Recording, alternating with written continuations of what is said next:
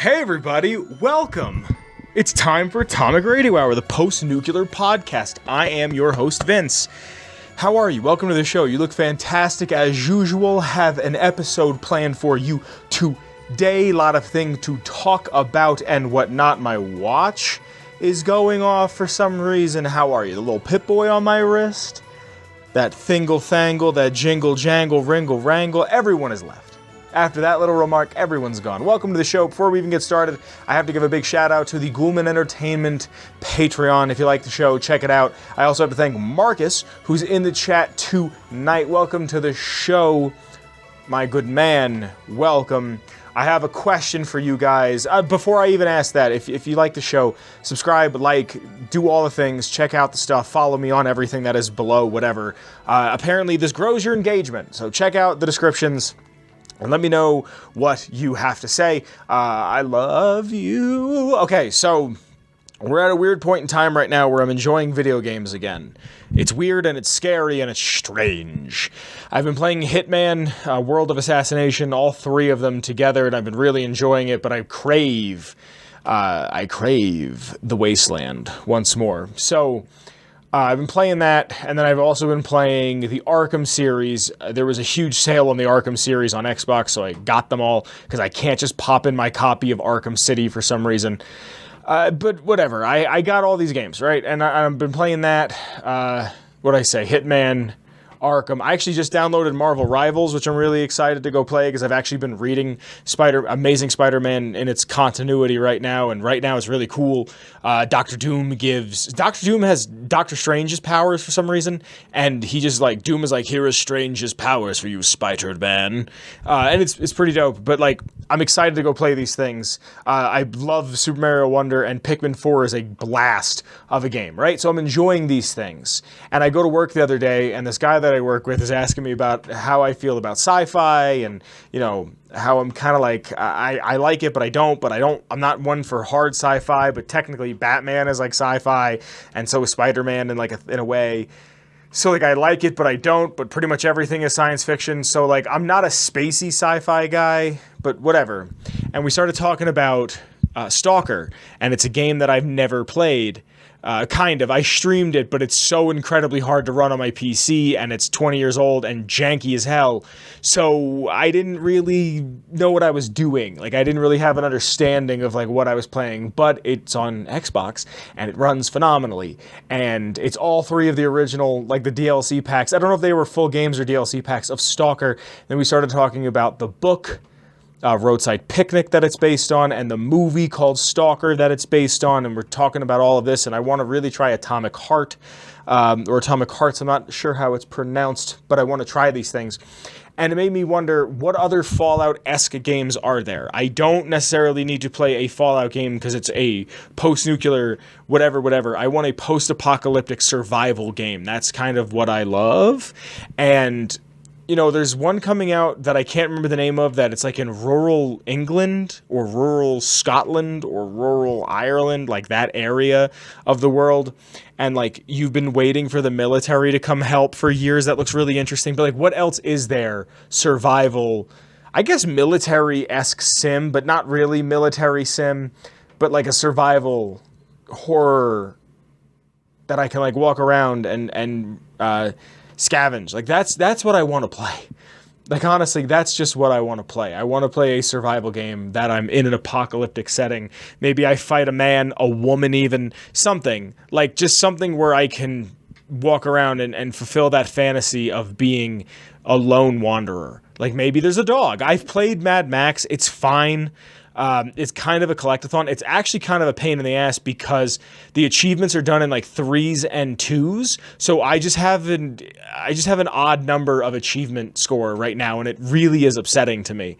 But if you know any games that you like that are apocalypse based, that are end of the world, open world survival games, let me know, because I'm very much willing to try something right now, especially with this. So I was going to buy Stalker, and I never did, because the Xbox sale that was going on for Cyber Monday was continued, and it was here is the 3 Arkham games in the trilogy. It's $5. And I was like, oh, that's crazy. And then it was here is the two big DLC packs for Hitman, and then like another one that was like the Sergio 6, I think it's called. It's something like the 7 Deadly Sins or the 6 People or something, and that's $5 as well. So I got all the Batman games, all the DLC for Hitman, and I feel like I bought something else that I'm just not remembering for like $35-ish. And that is going to be hours upon hours of entertainment, plus the Switch games that I still have to play. But obviously I'm a glutton for punishment because I've been thinking about retrying Skyrim. So let me know what kind of open world apocalyptic survival games you like, because I really want to try them right now, and I want to know what kind of games are like Fallout that might have been inspired by Fallout or are inspiring what could be the next Fallout game. I want to go back and play Wasteland. Apparently the newer Wasteland games are really good, especially now that they're on consoles and what have you, and I'd love to try them. I just need the recommendation. So this week's lore that I have for you is a big one. It's a really, really good one. Honestly, it's one that I've been wanting to do for a while, and I had a conversation about what if the Mythbusters... I've been watching the Mythbusters on YouTube, and I was like, oh, I hope when civilization is dead, this is one of the few things that survives, is bootleg copies of Mythbusters, and there is an entire society that grows out their mustaches, just like Jamie Hyneman, because of it. And they're like, he's the smart one, he brings the balance, or something. And I had the idea for the lore, but before I can even get into what the lore is, I have to thank the Patreon because of the names that are currently on screen right now at this very moment. The show continues to get bigger and better. I actually have something I'm thinking of for the intro to the show that I want to do that it would make me really happy, and I have a feeling it would make some other people really happy, especially Kyle, for like what I have planned. But because of these fine folks, the show continues to get bigger and better. I always forget what side I'm supposed to be on. Anyway, starting at the top, I have to thank the OG Noah. Thank you, Noah. After Noah, I have to thank Marcus, who is here tonight in the audience. Thank you, Marcus. After Marcus, I have to thank Mellow Milhouse. Thank you to Mellow Milhouse. After Mellow Milhouse, I have to thank Captain Lennox. Thank you to Captain Lennox. After Captain Lennox, I have to thank DanishHoundDog. Thank you to DanishHoundDog. And after DanishHoundDog, last but not least, I have to thank Brotherhood Outcast. Thank you to Brotherhood Outcast. Like I said, because of these names, the show can continue to get bigger and better and harder and faster and stronger. And I thank these people from the depths, the cockles of my heart, because the show grows because of you guys. I love you. Thank you very much. Enjoy the rest of the program. Hey, so this week's lore is something that I've been wanting to do for a long time. It's kind of a two-parter of things. We'll hit the other people at another point, but it's something that I've been really wanting to talk about. It's from New Vegas. I've been doing a lot of New Vegas, a lot of 4. I got to get back to Fallout 3 at some point in time, but these are a lot of things that I've been covering over the past bit of time. And I went the old-fashioned way. I did a poll. I didn't ask what everyone wanted to hear because, like I said, I was watching the Mythbusters bootlegs, and I wanted to talk about something that inspired me in a way, because I was watching it with a friend, and I was like, oh, the mustache thing, there's kind of a thing like that in Fallout. So if you'd like to hear any lore from the Fallout series, and I mean any lore whatsoever, the games, the show, the comic book, any of it, join the Patreon. From the $1 tier to the $10 tier, your voice is heard every single week when I ask a question, and you might be the one who chooses this week's lore. So by way of the Ghoulman Entertainment Patreon, I bring to you the lore on the Twisted Hares, the tribe from Fallout New Vegas, predominantly spoken about in Lonesome Road, the DLC, but we'll get into it. But this is the Twisted Hares. Now, before we could talk about the Twisted Hares, we have to talk about one of my favorite factions from the Fallout series. And before I say this, I'm not a fan of what they're doing politically. I don't believe what they're doing is correct. I think they're very interesting. Their lore is very well written. And I genuinely just think that this is the way humanity would go for a while. And I feel like it's an honest representation. Maybe this is a little over the top, but I feel like it's an honest representation. And that is Caesar's Legion. I would probably interchangeably call him Caesar and Kaisar throughout this, but we have to talk about Caesar's Legion before we can get to the Twisted Hares. All of my lore, I've played these games, I love these games, but all of my lore for reference I get off of the Fallout wiki, the Nukipedia, if you will, fallout.fandom.com. And Caesar's Legion starts... It's founded in 2247 by Edward Sallow, who would later be known as Kaisar, and Joshua Graham, who would later be known as the Burned Man. They wanted to enslave tribes all across the American Southwest, and as of 2281, they controlled much of the land east of the Colorado River, Arizona, New Mexico, and they had some settlements and beginning to be strongholds in Utah and Colorado as well. Now, Caesar, the great conqueror that he is a man who's built up on legend and myth and history. He's a smart fella. See, Kaisar is a very, very smart person. He's actually in-game, has less intelligence than Snuffles the Mole Rat, but he himself is not dumb when it comes to the things that he is doing. He is the conqueror of 86 tribes. One of the 86 tribes just so happens to be the Twisted Hares. Now, the Twisted Hares. The reason why they're called this, plainly, is because they have braids or dreads. The way Ulysses, who we're going to talk about Ulysses in a little bit, but the way Ulysses, to me, always came off as dreads. I do not have coarse, kinky hair. I don't have 4C hair. I actually don't have any hair. My face is the only hair, well, you know, I have hair pretty, you could see, if you're looking at me, you could see how my shoulders look on camera. I have hair, just not on my head, right? So, I don't know the different types of hair for people with more coarse hair. I would say they're dreads. Some would say they're twists, some would say they're braids. Either way, the hairs are twisted. And I didn't know if that was just quite literally they are twisting their hairs to create the dreadlocks, because I always saw that you kind of, like you're rubbing sticks together, like you're rubbing a stick to make a fire. That's how I've always seen dreads be made, but I don't know. I don't have that hair, like I said. They're not originally from what is formerly known as Arizona, but they're not from what is originally known as Arizona. The game never, or the lore, I should say, never really says it. No one person says that this group of people, the Twisted Hares, is from Arizona. It's alluded to that they were big in Arizona, and because of Fallout's timeline and where everything is, I can only assume that these people weren't incredibly nomadic, and if they were, it was mostly around Arizona. I just know that they weren't born in dry wells, and I'll get to that in a little bit, just a little bit of time. Sometime after 2247, in the earliest days of the Legion, Kaisar and his Legion brokered a deal with the Twisted Hares for them to act as scouts to conquer other tribes. Essentially, the Twisted Hares were told they would be safe if they helped Caesar go out and conquer other tribes in the area.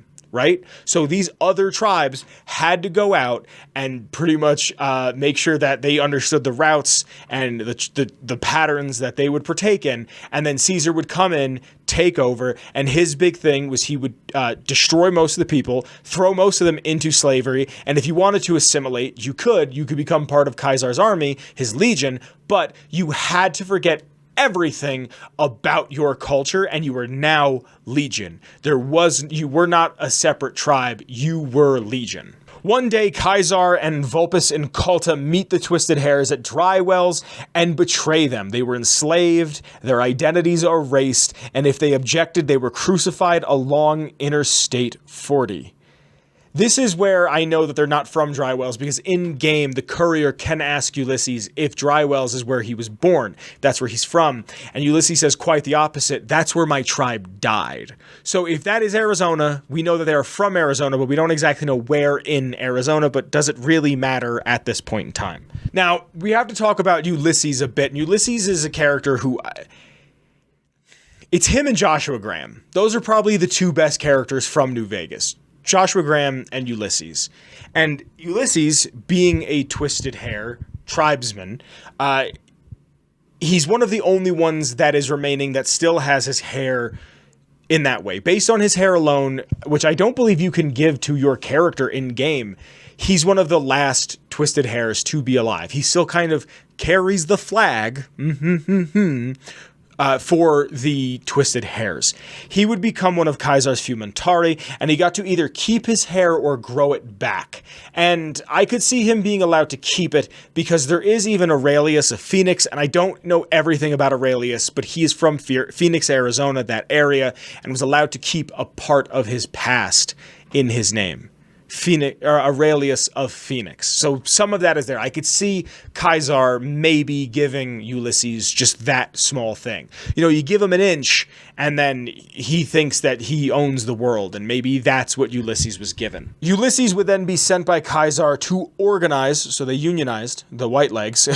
Ulysses was sent to organize the Whitelegs and destroy what is now New Canaan around the Great Salt Lake of Utah. He taught the Whitelegs to use the storm drums, which were SMGs. They're automatic guns that he taught them how to use. These are tribals. These are people that are throwing sticks and using machetes and what have you. The Whitelegs twisted their hairs the same way Ulysses did as a sign of respect after the falling of New Canaan, and they copied something that meant so much to Ulysses, but they had no real idea of what they were doing. I'm going to try something a little new. I'm actually going to play Ulysses's audio logs for you right now, so enjoy them, and then I'll come back in just a moment to talk about it. Emptiness here, like the sands of the Great Salt Lake, echoed. The beating in the divide sky, like storm drums of the Whitelegs, ran with them on the salt beds at Caesar's command. Cut the throats of the two-headed bear, cut all communities off. Use storm, sky, disease, fire, starvation, and the violence of the ignorant to ruin all who could. Might stand against him, but the Whitelegs, they couldn't live on their own like most scavengers, so gave them purpose, turned their hunger into a weapon. The wall of New Canaan, too high for Caesar, too proud maybe, or maybe something there from his past that needed killing. Memory of Graham helped them dig out Canaan's supply caches and other secrets the sands hid. Bunkers filled with powered weapons even the Brotherhood might desire. They call these new weapons storm drums in the firing of shells. Taught them the power in the casings to channel the spirits in their guns. Me, they called me the flag bearer. Glory in my hand, in my staff that still bore the weight of the old world, just as the symbol on my back did. I learned their weapons as a means of respect, and when it came their turn to pay respect to me, history came rushing back. Can't escape what's been done. History's there, no matter how far you walk. I walked the Great Salt Lake as Caesar's eye, then his hand. Mongrels there, 2 legs and 4. Saw the walls of New Canaan and the scavengers circled, and the strength or fire to take. Too high, too strong. Whitelegs, they were born for war. They run to it, hungry for battle. Yet their hunger is to be a part of history, something larger. Like the Legion, as always, brought them a message from Caesar. If New Canaan burns, Caesar might see them. Might. Even the chance was a lie. To honor Caesar, destroy the history of New Canaan and the way they carry it in their generations and family. Caesar respects such strength, I told them. That was truth. Even if strength wasn't the word. Obedience. You must be willing to kill anyone. Children, mothers, the weak, elders. If these New Canaanites value the generations, that is what you must kill. It was like Ulysses was speaking through me. Use the night, silence, and fire to change their words to please, to screams. No need for bombs, when hate will do. destroy a people with ancestry going back thousands of years. Another death of history, lost to time. The new Canaanites. They supplied medicine, food traded with others, civilization, a hand from the past. Not history, but maybe a past deeper.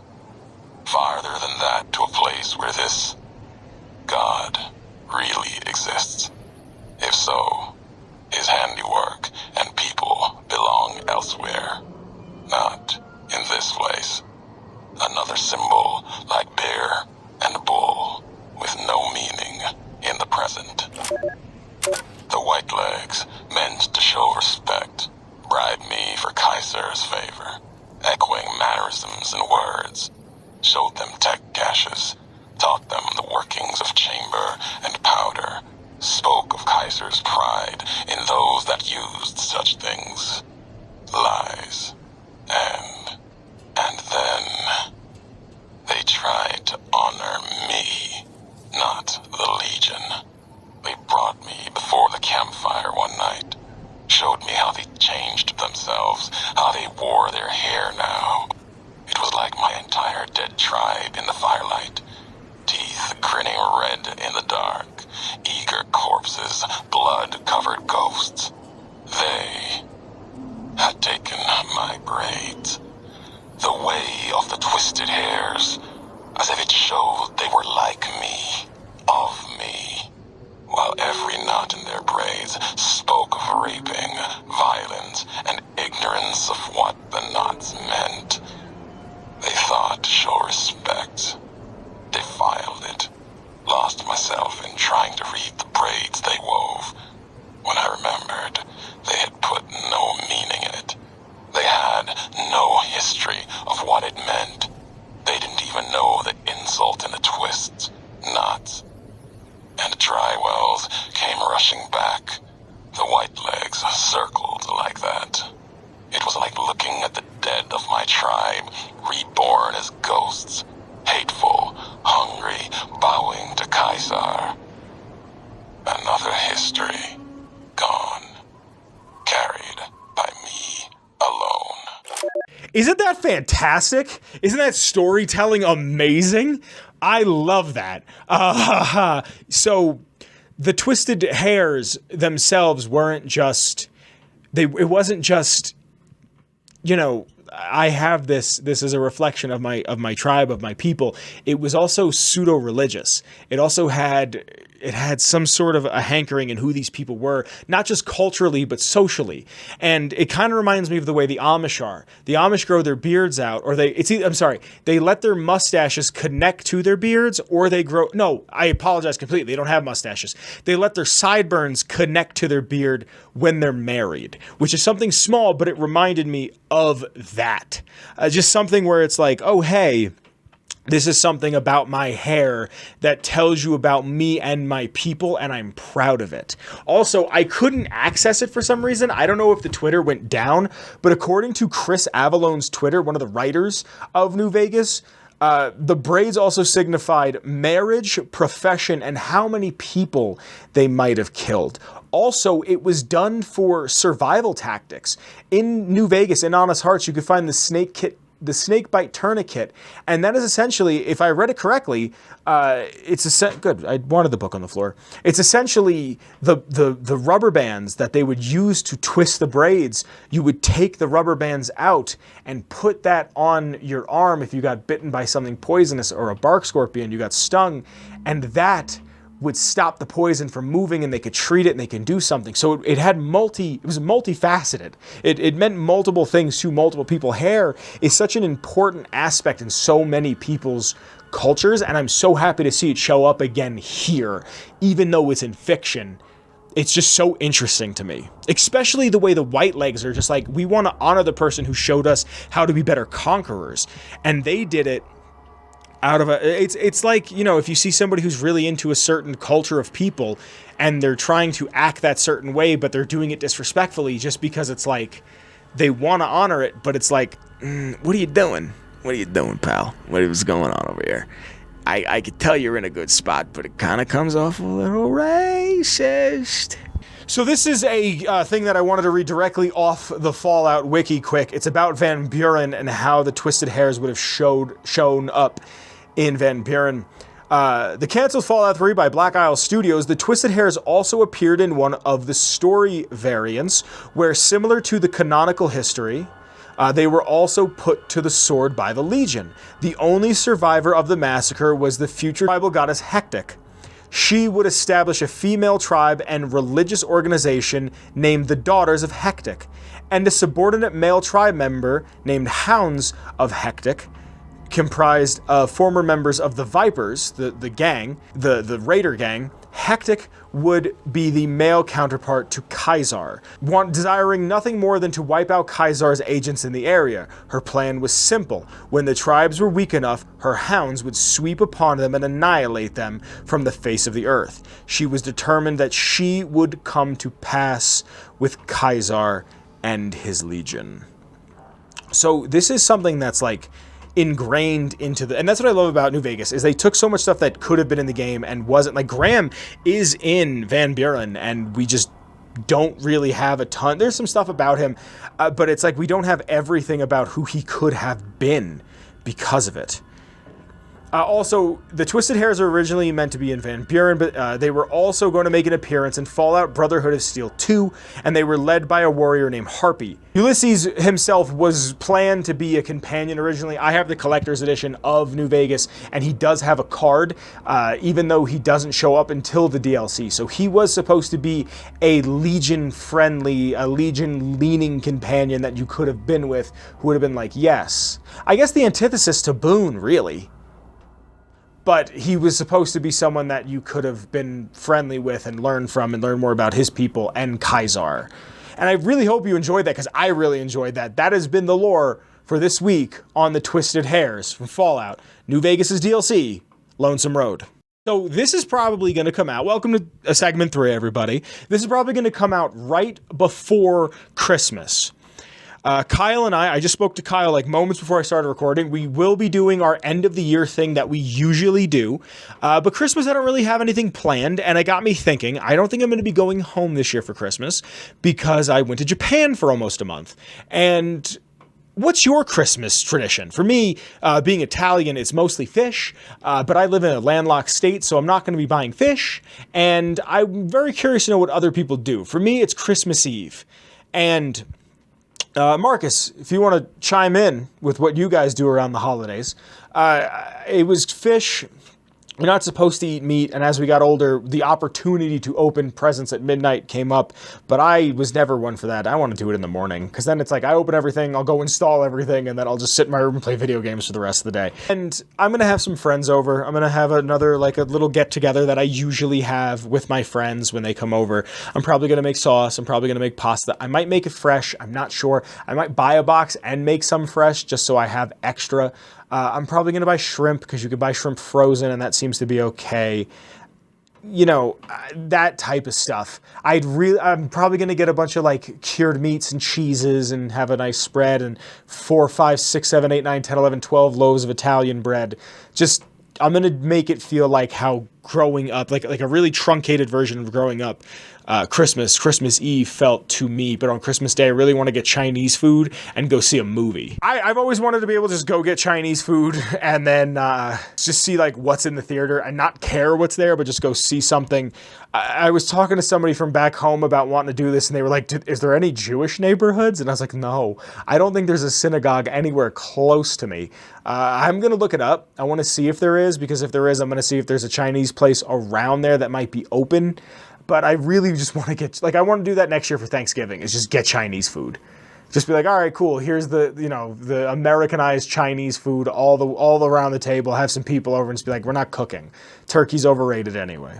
I would love to know what you did. Marcus in chat is just saying, on Christmas, seeing Space Jam in the theater. That's a beautiful way to spend Christmas, watching Michael Jordan's gambling addiction while he hangs out with our favorite cartoon pals.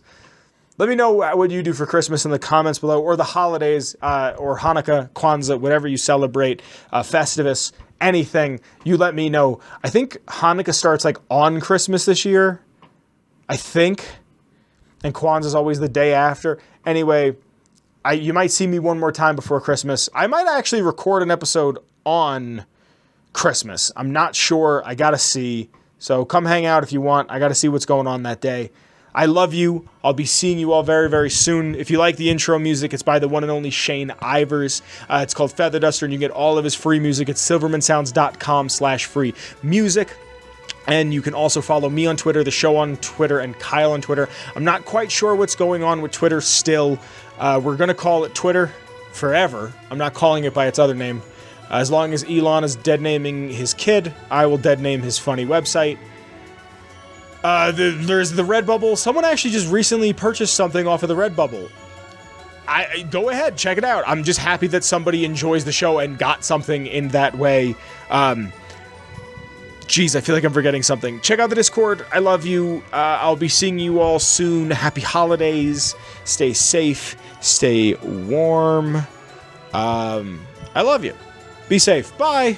Bye, everybody. Bye. Atomic Radio Hour Podcast. A Ghoulman Entertainment production.